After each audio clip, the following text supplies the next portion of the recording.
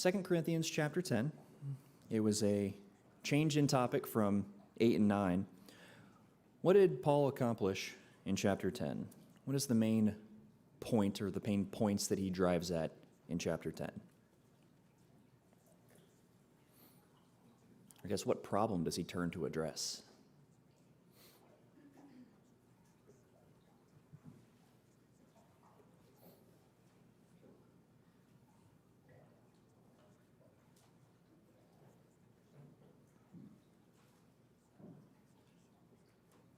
After dealing with the issues with the giving and instructions on that in 8 and 9, he turns to a different issue. What is that in chapter 10?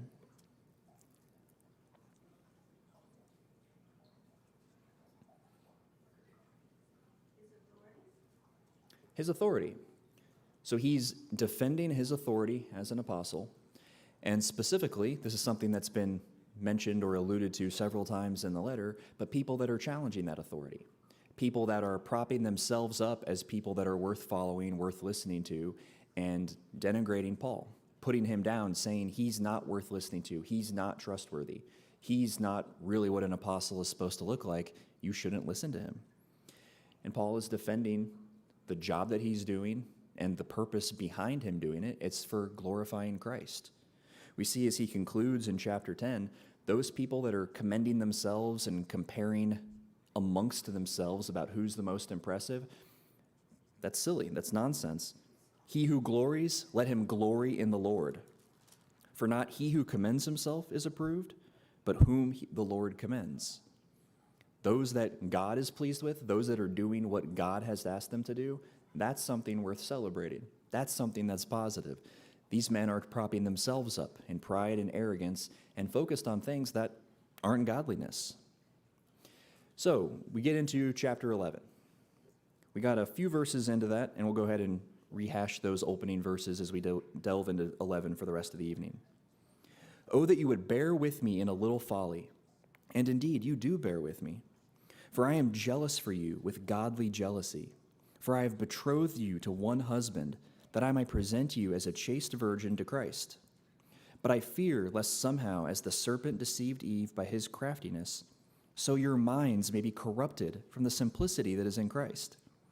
For if he who comes preaches another Jesus whom we have not preached, or if you receive a different spirit which you have not received, or a different gospel which you have not accepted, you may well put up with it. For I consider that I am not at all inferior to the most eminent apostles.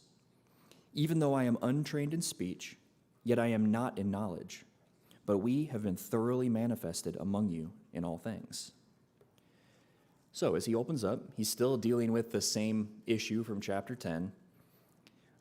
How does he characterize what he's talking about or how he's speaking in this section?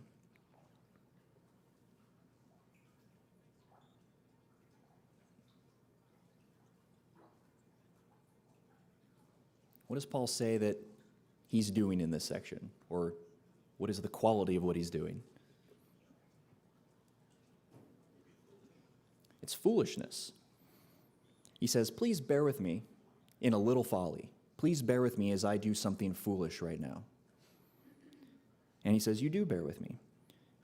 He reminds them that he has a godly jealousy for them, that he's saying it's a sincere, godly desire for their well-being, for a companionship, a fellowship together with them, that he has a love for them. And so, what is the foolishness that he's talking about here? What is he calling folly? We're going to see that pop up a little bit later too. But what is he being foolish about?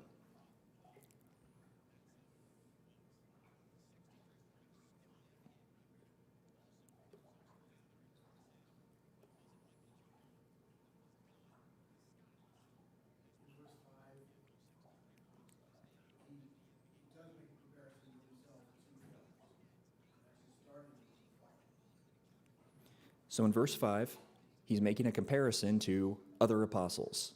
We discussed on Sunday how that claim, talking about these other apostles, may not be the apostles we know of. It may be people who are claiming that title for themselves, these false teachers who are propping themselves up, making themselves look good, saying, I am an apostle, I am worth following. Paul, he's not a real apostle. He is a deceiver. He's not worth following. And so spending time and making the comparison is something that he considers to be folly. I think to build on that, we see in verse 6, we have been thoroughly manifested among you in all things. What does that mean? And again, this harkens back to some other things we've seen in the book. He said something like this before. What does that mean? We've been manifested among you in all things.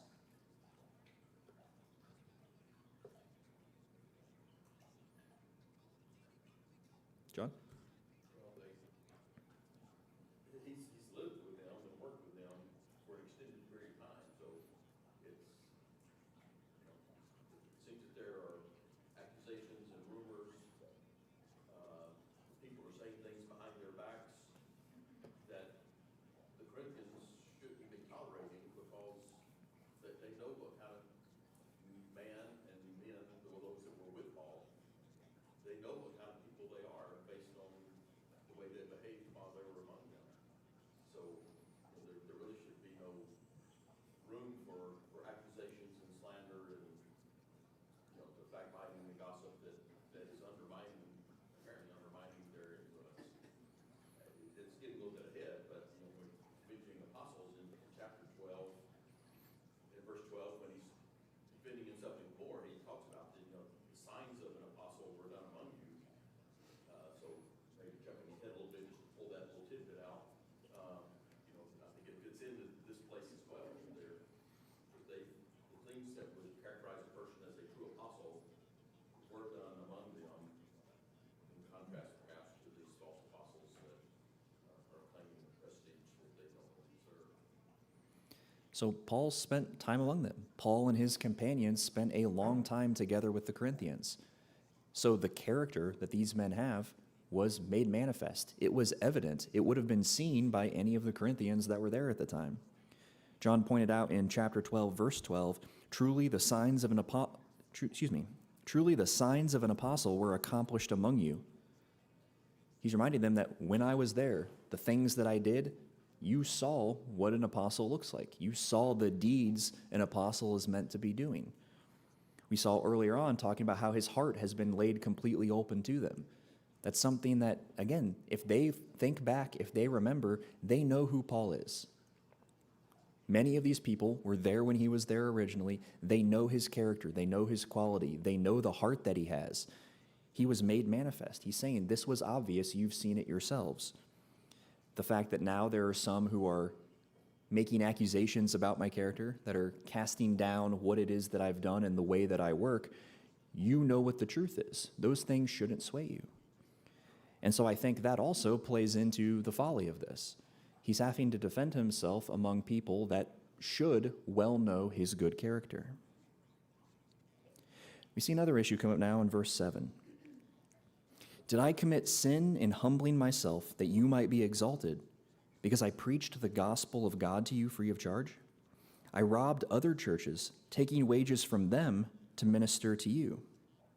And when I was present with you and in need, I was a burden to no one. For what I lacked, the brethren who came from Macedonia supplied. And in everything I kept myself from being burdensome to you, and so I will keep myself. What is it that Paul is saying he did? Or what did he not do? He wasn't a burden. What does that mean?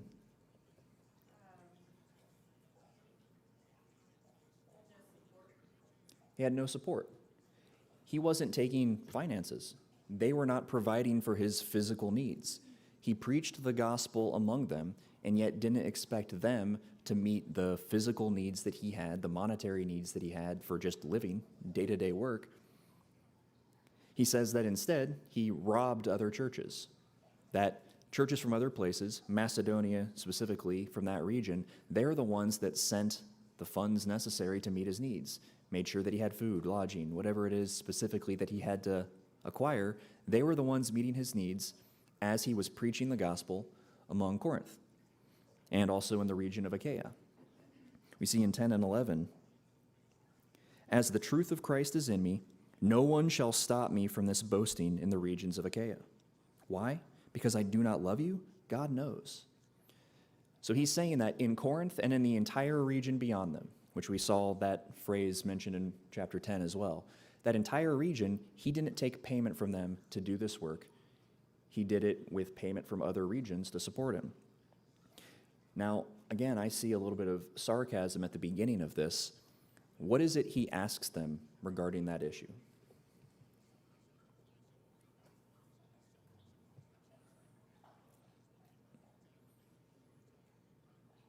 He's talking about not taking payment. So what's the issue at play? Did I commit a sin? Was I wrong not to have you pay me? Was I wrong not to have you pay for the needs that I have just living on earth while I gave you this spiritual truth? What does that imply about the problem? What does that imply about the situation he's addressing?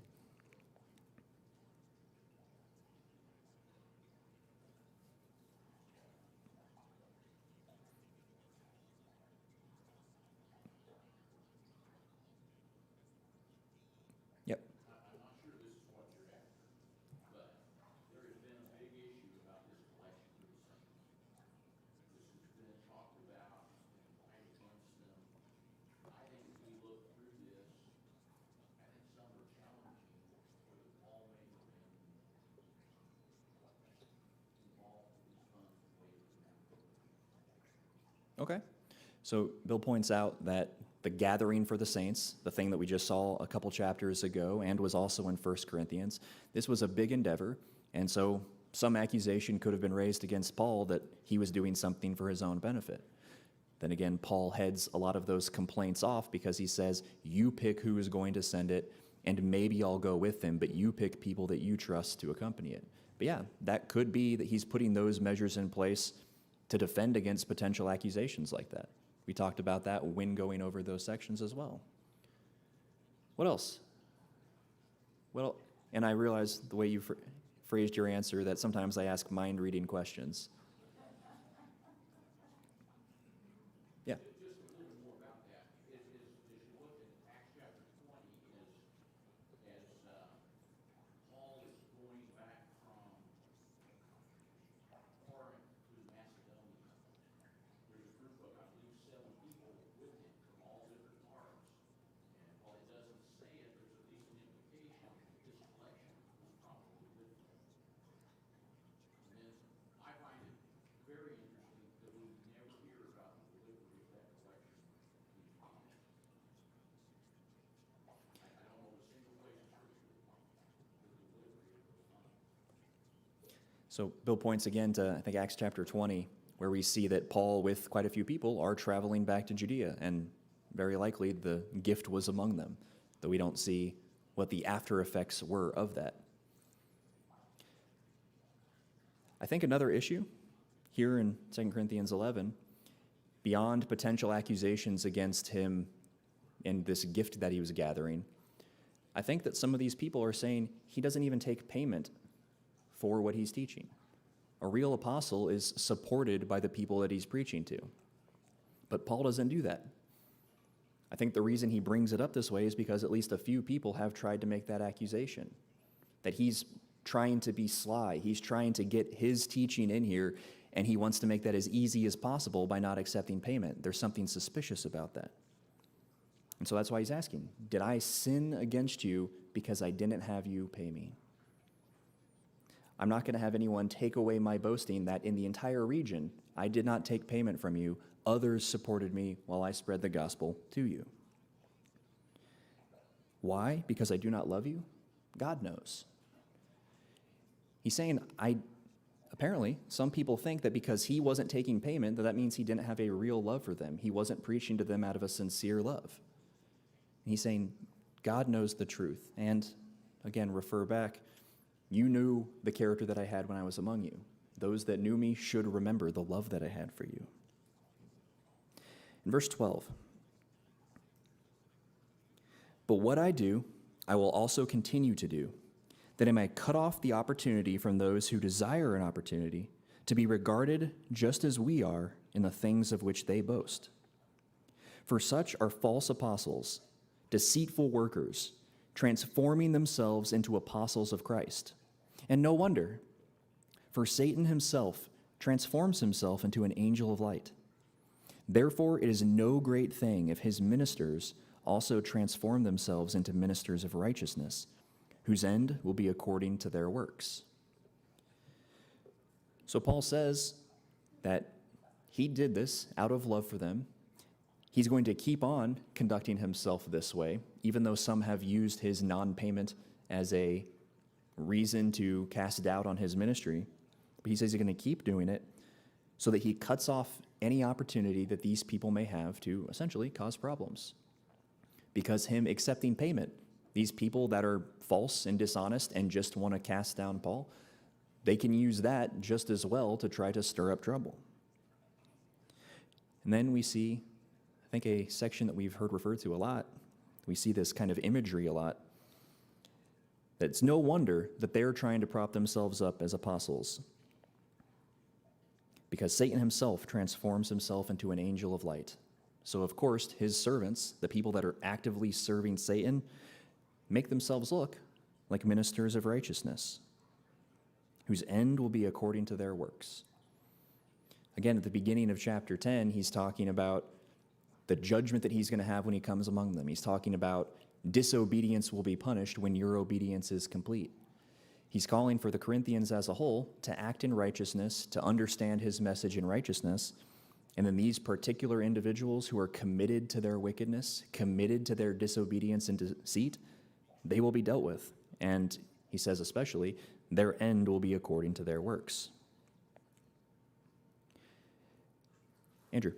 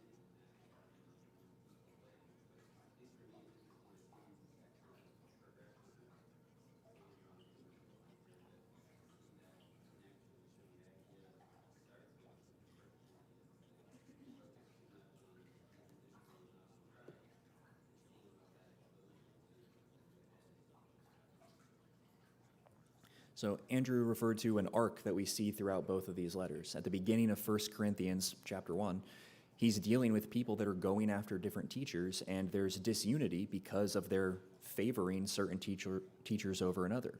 And Paul, addressing them, says the focus is supposed to be on Christ, not to be on individual ministers of Christ and which one of them you particularly prefer and want to go after.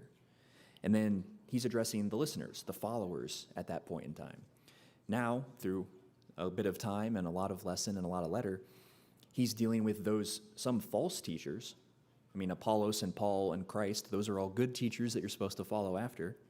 But here we're dealing with teachers that are using that tendency towards following individual men and are using that to pull their own following, to have their own set of followers pulled away from the actual gospel of Christ. And that's what we see here in chapter 11, that Paul is worried that if an actual false gospel is being preached among them, they may be deceived. They may fall into it. And he doesn't want that to happen. Now, he continues on with the foolishness we see mentioned at the beginning of chapter 11. Verse 16, I say again, let no one think me a fool. If otherwise, at least receive me as a fool, that I also may boast a little. What I speak not according to the Lord, but as it were, foolishly, in this confidence of boasting. Seeing that many boast according to the flesh, I also will boast. What's he getting ready to do right now? And what's the mindset he's setting them in? Bill?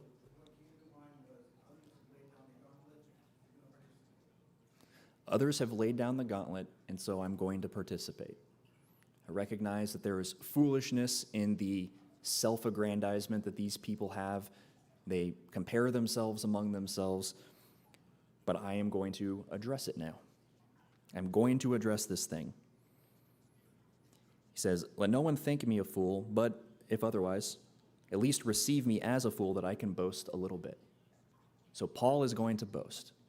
These other people, these other apostles, regularly boast, prop themselves up, say why what they're doing is great, why they should be followed, why they are what a disciple of Christ actually looks like. So Paul says, I'm going to boast too. The way I'm speaking is not according to not according to the Lord, but as it were, foolishly, in this confident boasting. So they boast according to the flesh, I'm going to boast too. It's time to brag. It's time to show off. And that doesn't sound like a particularly good idea, but I think we also see that the way Paul does it probably is not the way that they did it. It probably does not share the character of what their boasting was at all. So in verse 19, for you put up with fools gladly, since you yourselves are wise. For you put up with it if one brings you into bondage, if one devours you, if one takes from you, if one exalts himself, if one strikes you on the face. To our shame, I say that we were too weak for that. But in whatever anyone is bold, I speak foolishly, I am bold also. What's happening in this section?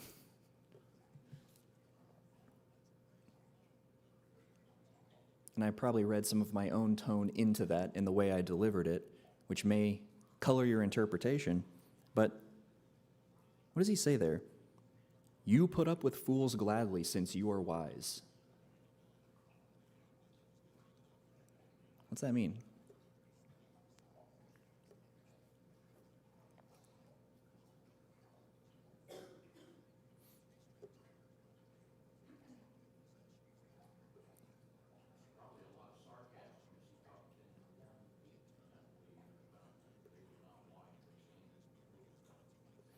So probably some more sarcasm. We've seen before that they still had a lot of growing to do when it came to wisdom. When we're talking, especially in the first book, about their judgments among one another, their ability to interact with one another, why didn't they have their own wise judgment?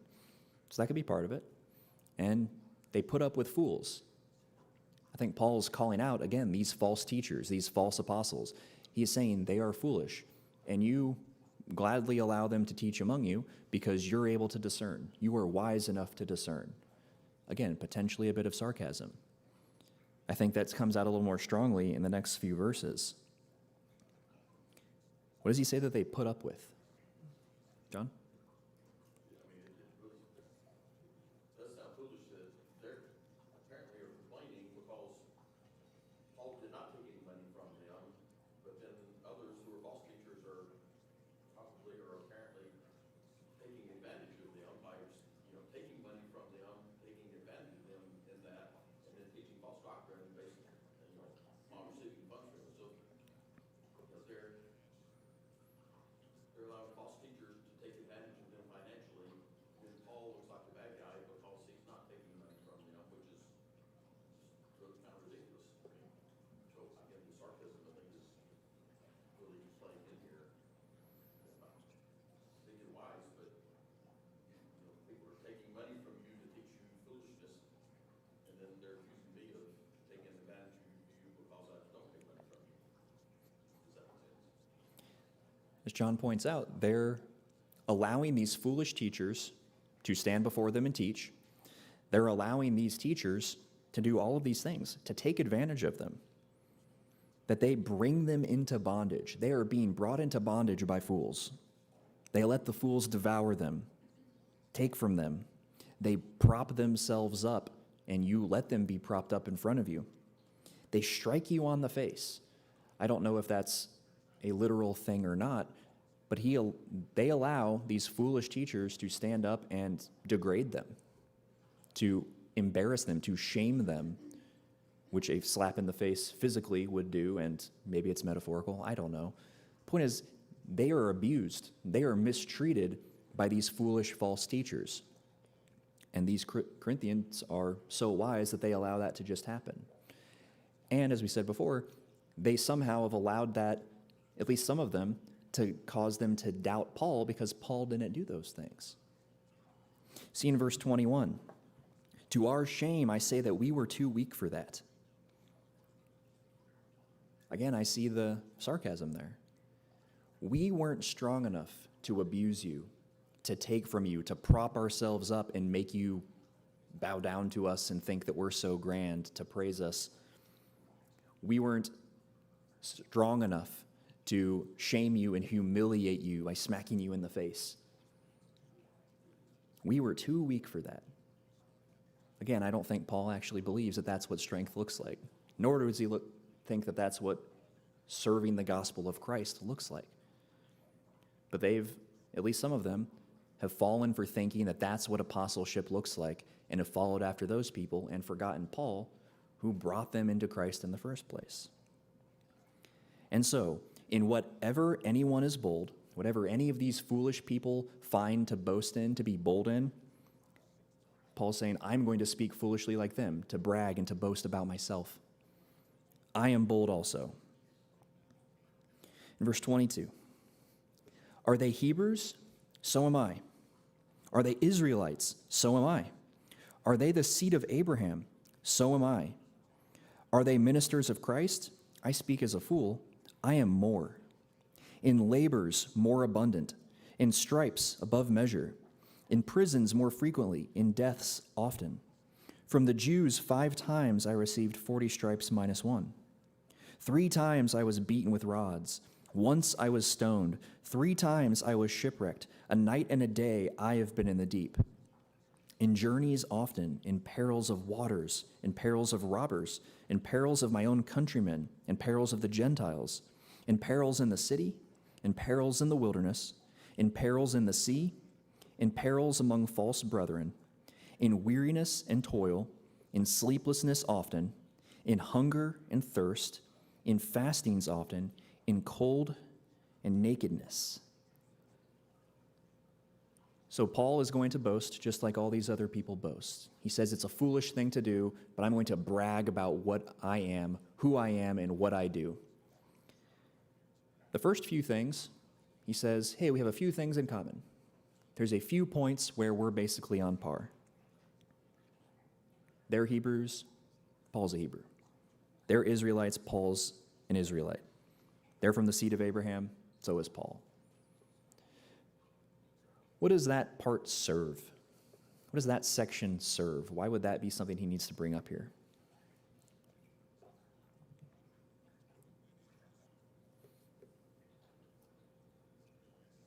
Scott? Points of pride. Those who are Jewish would be able to claim that they were from that seed, and Christ was going to come from that seed. There's a little bit of pride that can go with that.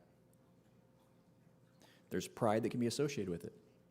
That taking pride in being part of the seed through which God delivered his promises. Beyond pride, there's also the fact that you were raised in this tradition that was looking forward to Messiah. People that were always looking towards this truth and now have received it in fullness when they became Christians. There's something very powerful about that, whereas Gentiles who never knew the God that they are now serving, who they only learned about that God and truly came to serve him when they came to Christ, well, they're newer in the faith. So there's something to look up to about those who were raised in this faith to begin with. So that part, he's saying that there's some amount of parity. These people are Israelites or Hebrews or from Abraham. I am too. And then he turns his attention to the other things that he can boast about, brag about, the other things that characterize how great his apostleship is, which is what? What does he brag about?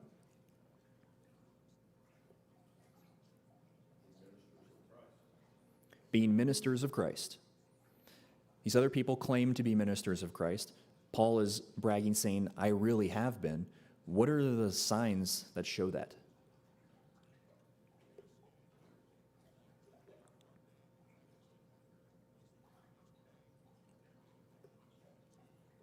What is this whole list of things? Or what are these things?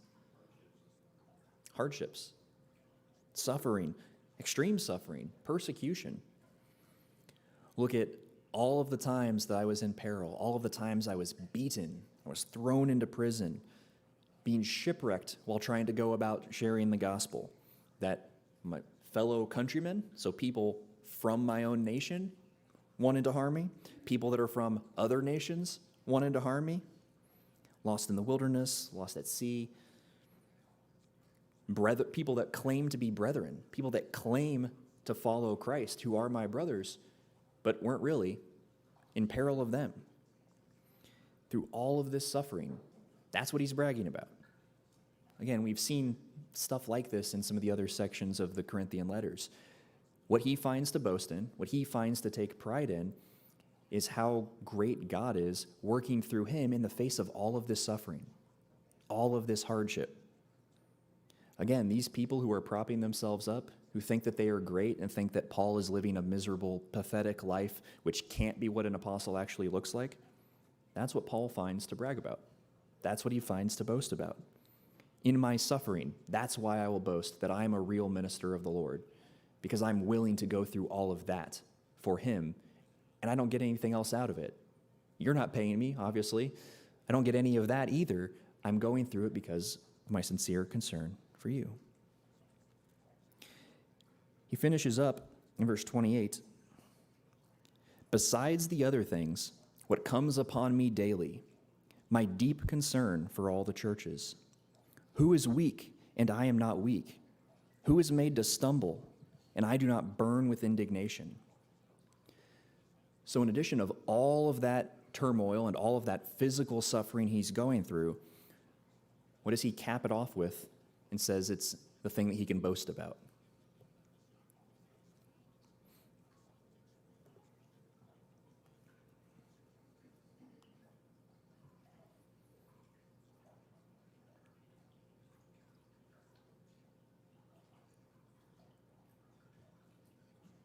Bill? I was concerned for the churches. I'll add to that, and I think when many people read that or heard that for the first time in the letter, they remember Paul's interaction. He said people don't remember what I said or what I did, but they remember how I made them feel. And I imagine his audience at that point understood how they made him feel about it. So his concern, his deep, sincere concern for them is what he thinks is the greatest mark of his ministry is. And as Bill alluded to, or as he said, he didn't allude, he said it clearly, that people may not remember exactly what you said, but they may remember how you made them feel. They remember the feelings that went along with something that happened. And so these people hearing this message remember, again, the character Paul had among them. I think also many of them are going to remember the feeling they had and saw in the previous letters that they had. That since they had this sorrow that led to repentance, and they cheered up and encouraged Titus, many of them responded well to Paul's letter and know the concern he had for them. They understand that concern. And so they were being reminded of that. And Paul's saying again, the boast I have in my ministry is that I suffer with how much I care for the churches, how much I care for the well-being of my brethren. Who is weak, and I am not weak? Who is made to stumble, and I do not burn with indignation? What do those two things mean? Who is weak, and I am not weak? What's that first one mean?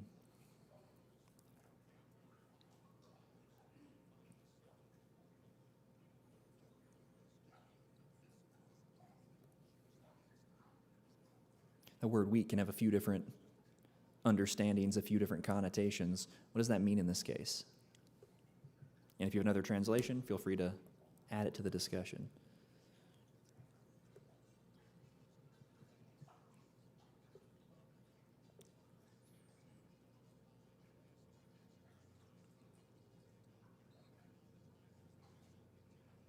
Someone will take it, I know it. Who is weak and I am not weak? Coming just after he says the deep concern he has for all the churches. What does that mean?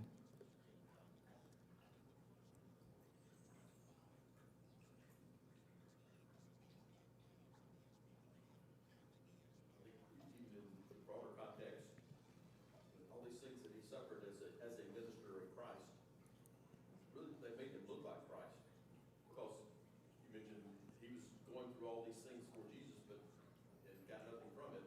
But Jesus went through all those things for us as well. I mean, in terms of not specifically like shipwreck or things like that per se, but he suffered tremendously and led a very deprived life for us. Paul's living a very deprived life for the ministry of Jesus, and that's benefiting the Corinthians and all the others. So, you know, it made people look at Jesus as someone who was weak because he did not come in as a powerful king, show power in the traditional sense that we think of someone being powerful. I think Paul is taking on the mantle of Jesus, and he's also showing concern. He's spoken repeatedly of how much he cared and demonstrated his care and emotion for them. If showing emotion and care and concern is a weakness, then I'm guilty, and I've probably shown more of it than the ones that are accusing me. So John likens this back to Christ, that Christ also went through a lot of suffering for the benefit of others. And to an outside observer, that looks an awful lot like weakness, but it was done on their behalf. It was born out of a heart of compassion. And the life that Paul is living actually follows pretty closely with that example that was set by Christ. Bill? The Lord was trying to convince Ananias to deal with Paul. One of the things that the Lord said to Ananias was that he was going to be an instrument of him. I will show him how many things he must suffer for my name's sake. Did you see this listed? He actually put it. Bill points back to when Paul was going to be spoken to by Ananias, and the Lord tells Ananias, I will show him how many things he must suffer for my name's sake. That suffering, that weakness, was going to be used to God's glory, and we see quite a few of those items, the things that he had to end up suffering here in this section. I think this section about weakness also, again, is alluding to his concern. It's alluding to the heart that he has for the people. That when someone else is going through suffering, that when someone else is weighed down, is bowed down, is weak because of what they're going through, Paul feels that too. Paul is bowed down with sorrow for the things that they're struggling with. He has this deep concern, so when they're struggling, he doesn't find rest in himself. We saw that earlier on in the book.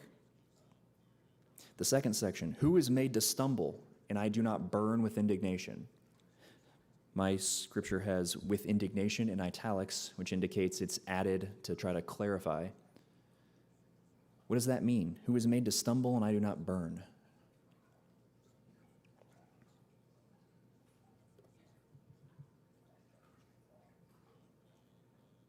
Scott. My translation is, New American Standard says, who is led into sin without my intense concern?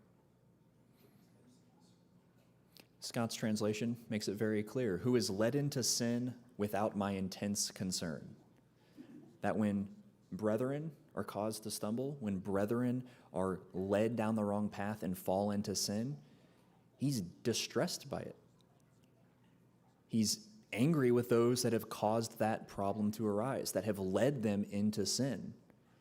He has a deep concern for their struggles, their sorrows. He has a sincere concern for them to live righteously, to turn away from wickedness. And again, this is the pinnacle of his boasting as being a servant of the Lord. My concern, like Christ, for the well-being of others. Not that I'm great, not that I'm being paid a ton, not that I have a bunch of people who think I'm special. It's that I care about people the way Christ cares about people. So in verse 30, if I must boast, I will boast in the things which concern my infirmity. The God and Father of our Lord Jesus Christ, who is blessed forever, knows that I am not lying. That's how he's summing it up. This entire section, which he says is foolishness, it's foolishness to try to boast and to jockey for position and to try to cast yourself as greater than others. And so let me join in by saying, I live a very difficult life, there's a lot of suffering, and I do it for you. That's the only thing that you could possibly consider that makes me great. That's the only thing I think is worth bragging about. the weakness that I go through for the sake of others. In Damascus, the governor, under Aretas the king, was guarding the city of the Damascenes with a garrison, desiring to arrest me. But I was let down in a basket through a window in the wall and escaped from his hands. That kind of comes out of nowhere. But why is it there?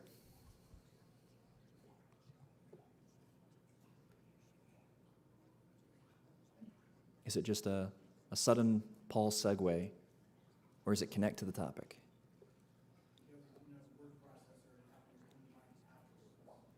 He didn't have a word processor. He wasn't able to control paste the way he wanted to.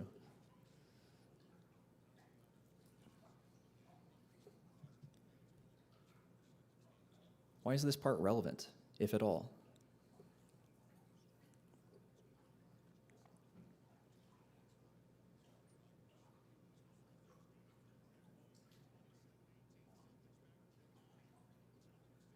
What's the topic of this Oh, sorry, Scott, go ahead. Being an apostle, as he was, required some danger that others would not really know about unless he would describe some things like this. Dangers and discomfort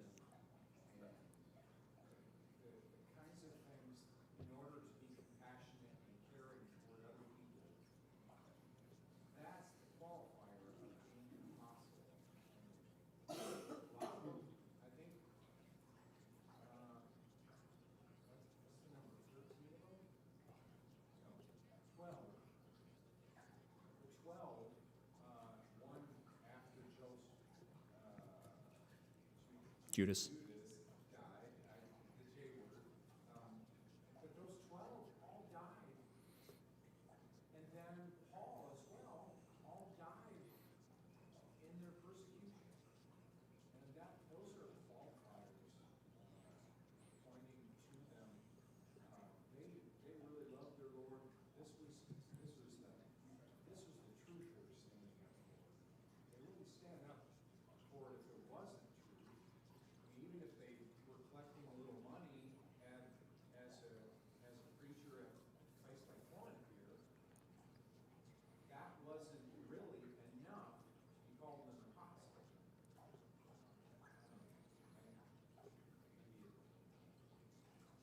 So part of it is, as Scott just talked about, he's showing what living like an apostle looks like, that there is mortal danger.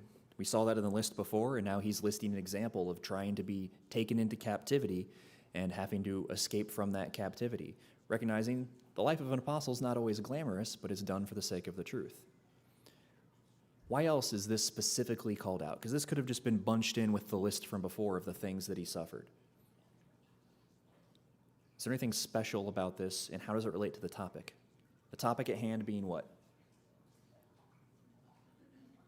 Well, one word describes this half of the chapter. Foolishness, boasting. How does this section relate to boasting?